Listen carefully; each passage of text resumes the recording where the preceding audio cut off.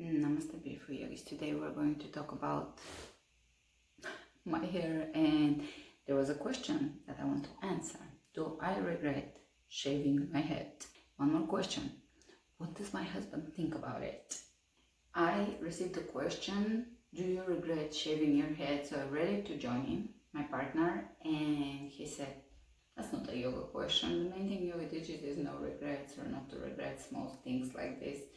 And I said that probably is not a question from one of my followers, but rather someone that just stumbled upon my page because I shave my head, and there is a whole community or a group of women that have to shave their heads or want to shave their heads.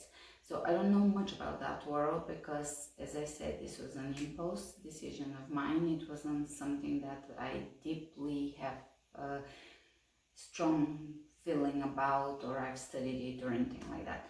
So I decided I want to shave my head, and I jumped on that decision. And of course, not only I don't regret it, but I'm so glad I did it. And I'll probably keep it at this length, maybe just a touch longer, for about 2 to 3 months or something like that. Not plans, but probably something like that. And then I grow it out a little longer so I can do stuff with it. And this video is going to be half lighthearted, half serious, but before we begin, I will invite you to read this article. It will be linked in the comments below or in the description below, and it's talking about having a healing experience through cutting the ties or the hair, or just the symbolism of cutting something off, ties off, the past off, and I found it very enlightening and beautiful.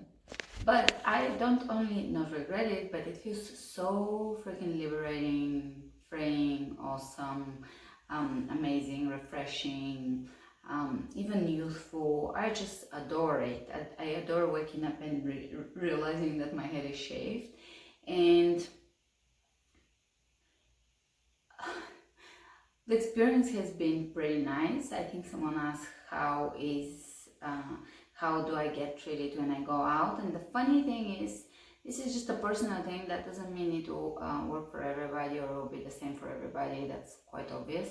But the funny thing is, I generally get a special treatment everywhere I go, in person, in public, and it's usually people are pretty respectful of me everywhere and pretty scared.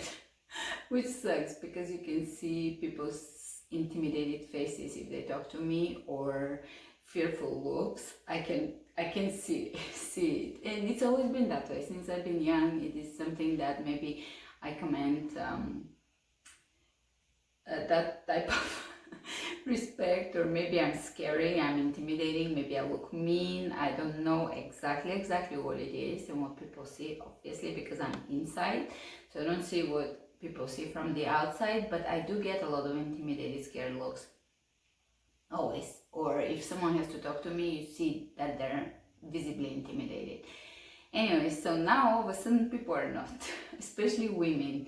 Women come and talk to me and chat with me, and they're friendly, which is a completely new thing. I never have women just randomly chat with me. I'm a girl's girl, so I have a lot of girlfriends, but they had to get through that initial idea of who I am, maybe based on my look, maybe because I have Moon in Capricorn, so we comment, or we have the air of competence and authority, not something I put out on purpose. If anything, all my life I've tried to soften myself up, but there's only so much you can do.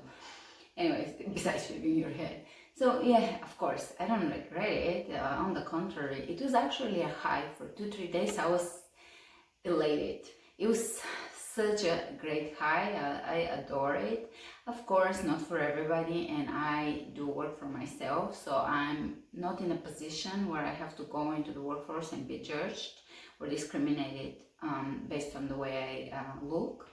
And Johnny says, my partner, well, you're always getting discriminated. Yeah, but I don't want to add more to it. I'm already going to get discriminated based on who I am and things I cannot change. But this is something in my control that I can change. So I wouldn't want to get discriminated. So if I live in a very conservative community, I probably just keep a low pro and not do it. But because I work for myself and I live in a very open-minded community. I don't think that is an issue one bit. And I do think that for some women, shaving their head at least once in their lifetime is kind of a cool thing, just because it's stepping out of the norm. I spoke about this on the Instagram and on here. It's a little more serious of a subject. Here I'm being more light about it. But questioning the things that we were taught as women is really important, because women grow up with that burden placed on them to be a certain way in order to be feminine. And I am not free from it by any means. I'm not saying, okay, I'm here free.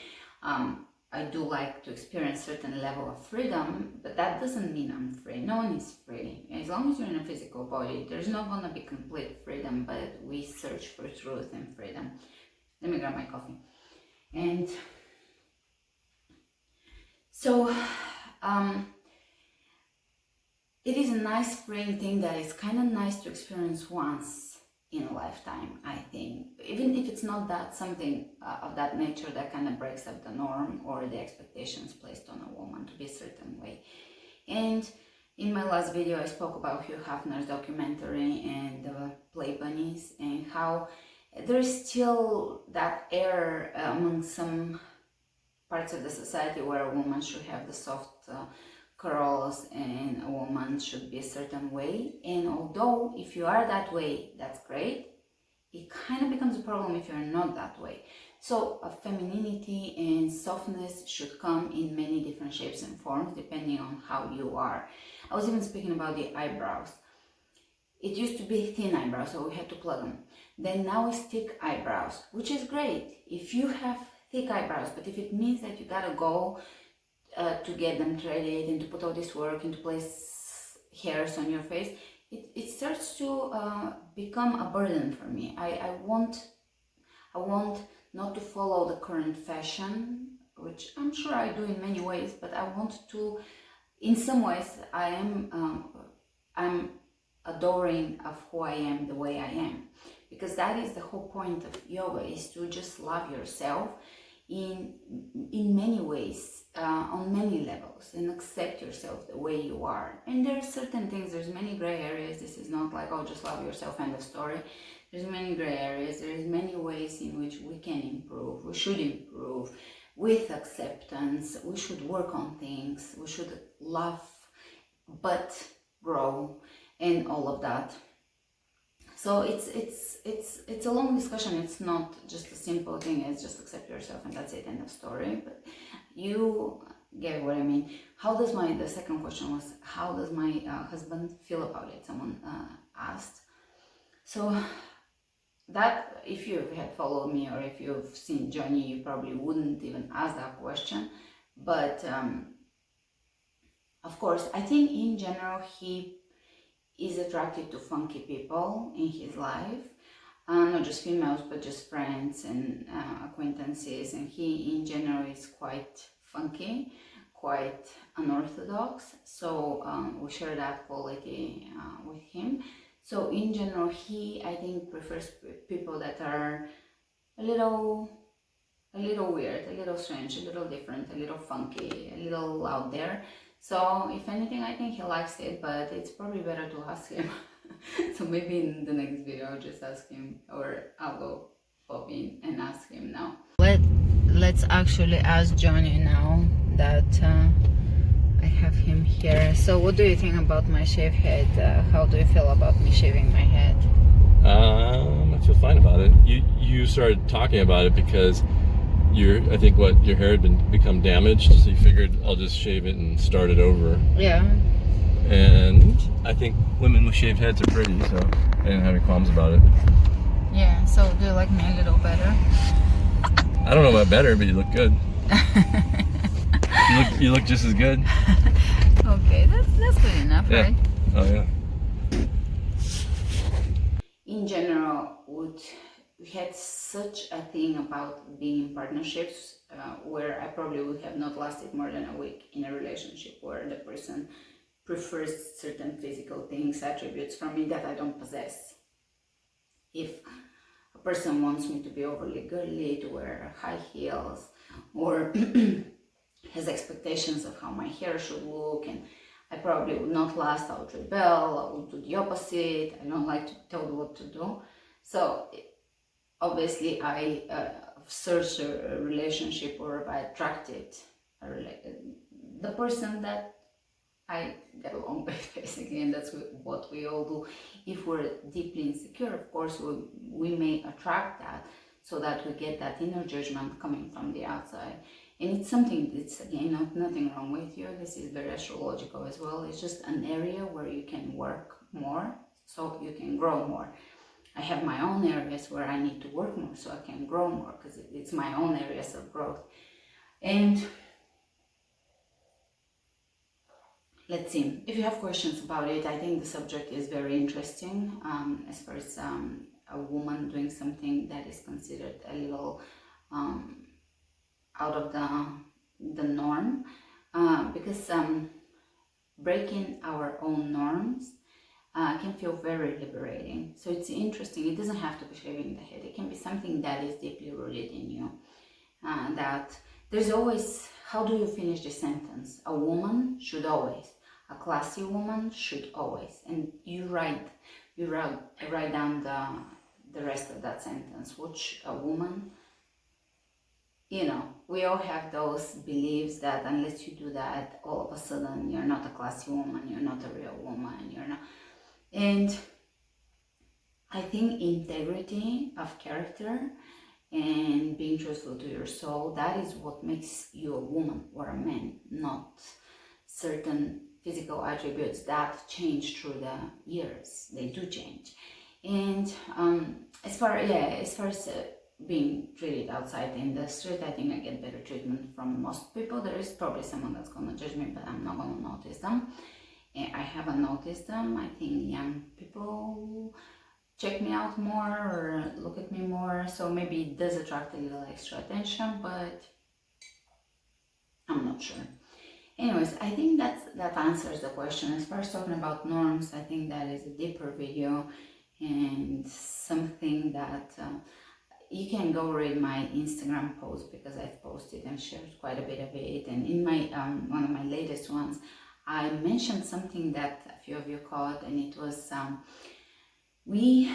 this is a different video. Let me know if you want me to talk about this, but I'll just touch up on it before we go, or before I go. And it's about productivity. You hear that word a lot. Everybody tells you to be very productive, to strive, to be very organized, disciplined, routine oriented, to maximize your time. And we all grow up just assuming that is a good thing. We never question the validity of that statement, and it's good to be productive, right? But that all stemmed from the Industrial Revolution, or even before that. We are a slave society. We were as a society, we were based in the very beginning on the basis of slavery, or in the beginning of this type of civilization. And there's different theories. I'm not going to go into them, but productivity comes from the fact that we have to produce a lot for the man, or for some other person's cause, or for something. It doesn't in any way touch upon our purpose, or higher than purpose is connection to God, because purpose is one thing, and it can give a lot of people anxiety because it's over valued in our society. Another norm that you have to be passionate and have a purpose. Although I do feel that I have purpose, the higher me understands that purpose is just another layer of this physical realm that is not very important, because when it's all said and done, as my partner Johnny says, 1,000 years from now, maybe even less, you will be just as relevant as Bob Dylan. So my point is, your connection to God will remain and move with you through existences, or forms of existences. And your purpose can serve you in many ways, but you don't have to necessarily. Purpose is always linked to productivity and how much you can give to the world. So it's again tied into that whole slave-driven society value of being productive. And oftentimes I feel debilitated me. The more I tried, the worse I was. And when I let it go, all of a sudden I became productive, but in my own way, not productive, but I just create. So I became creative, and my productivity comes just from my passion to create and to work and to give. So that's a whole nother discussion, but I always like to throw in another segue so that we have stuff to talk about next time. Place in your comments below, and I'll see you very soon. In my original post, when I did why I shaved my head on Instagram, I also said that some women shave their head because it blocks off some of the male attention, which is one of the reasons. There's many reasons why a woman would shave her head. Mental breakdown or going through hard times could be one. That wasn't my case in this particular occasion, but one was to block male sexual attention, because it goes against the whole femininity norm thing. But I have noticed the opposite, which is very ironic, but since I shaved my head, I get far more Google eyes by men. We go in the store and... Oh, I thought you meant just Google eyes from me. I was giving you more Google eyes. That's not what you meant? I was just explaining to him that, funny enough, it's the opposite. So if you're thinking to shave your head and you're thinking I'm just going to hide more, no, you're going to pop more. Or maybe that was the case for me, but people do this more to me now, which is so cute and funny.